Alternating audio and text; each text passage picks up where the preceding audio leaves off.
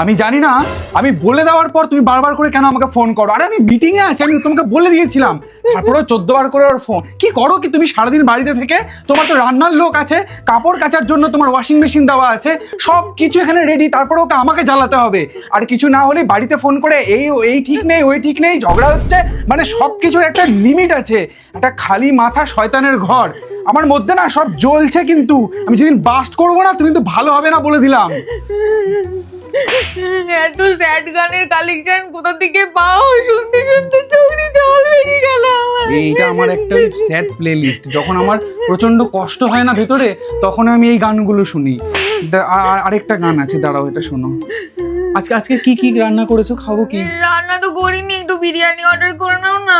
আচ্ছা আচ্ছা, তুমি গানটা শোনো। একটা রান্না করতে পারে না ঘরে, বিরিয়ানি আনো আজকে চাইনিজ আনো। মানে বাইরে আমার টাকার গাছ আছে নাকি বাপের? রোজ এই টাকা ওই টাকা ওড়াচ্ছে সব দিকে। আজকে এই মেকআপ ওই লাগবে, সবকিছু, টাকার কোনো হিসেব নেই। দেখ